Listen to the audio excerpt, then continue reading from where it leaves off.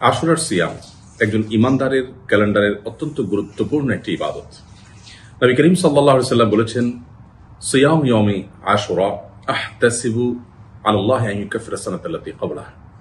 আশুরার দিনের সিয়াম এ ব্যাপারে আল্লাহ সুবহানাহু ওয়া তাআলার প্রতি আমার ধারণা হলো, এর মাধ্যমে আল্লাহ সুবহানাহু ওয়া তাআলা এক বছর পূর্বের ছোটখাটো সমস্ত গুনাহসমূহকে মাফ করে দেন।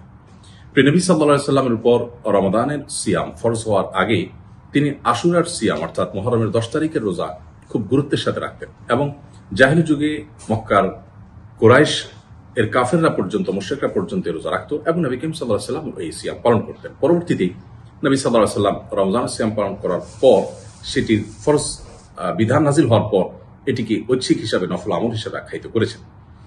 এই বছর আমরা আশুরার সিয়াম, আশুরার রোজা ঠিক কবে রাখবো, এই প্রশ্ন শত শত হাজারো মানুষের। এই প্রশ্ন উত্তর আমরা বলতে চাই, আমরা যারা বাংলাদেশে অবস্থান করছি, আমরা এই বছর আশুরার সিয়াম পালন করবো ইনশাআল্লাহ বিইذনিল্লাহ। কিন্তু আমরা নিশ্চয়ই অনেকে জেনে থাকবো যে আশুরার সিয়াম একটি নয়, বরং দুটি রাখা হলো সুন্নাহ।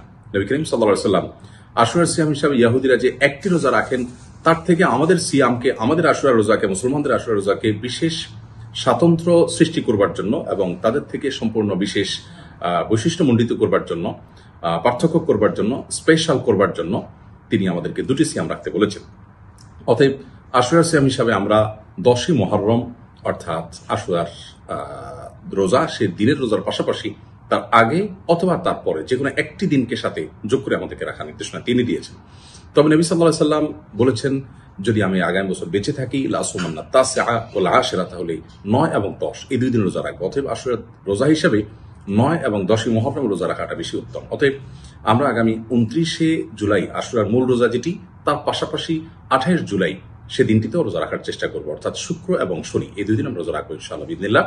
অর্থাৎ বৃহস্পতিবার দিবাগত রাতে সাহরি খেয়ে শুক্রবার এবং শুক্রবার দিবাগত রাতে সাহরি খেয়ে শনিবার রোজা রাখবো, তাতে আশুরার সিয়াম পালন হয়ে যাবে ইনশাআল্লাহ। আর কেউ যদি চাই তাহলে সেক্ষেত্রে তার যদি শুক্রবার রোজা রাখতে কোনো অসুবিধা হয়, তাহলে শনিবার এবং রবিবার এই দুই দিন আমরা রোজা রাখবো, অর্থাৎ শুক্রবার দিবাগত রাত এবং শনিবার দিবাগত রাত আমরা সাহরি খেয়ে ইনশাআল্লাহ আশুরার সিয়াম পালন করবো।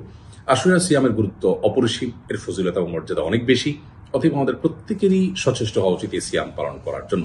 আল্লাহ সুবহানাহু ওয়া তাআলা আমাদের সবাইকে আশুরার সিয়ামের গুরুত্ব বোঝা, অনুধাবন করা এবং সুন্দরভাবে এই সিয়ামের ইবাদতটিকে সুসম্পন্ন করার তৌফিক দান করুন।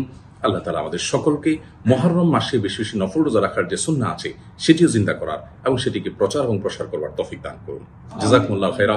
আসসালামু আলাইকুম ওয়া রাহমাতুল্লাহি ওয়া বারাকাতুহু।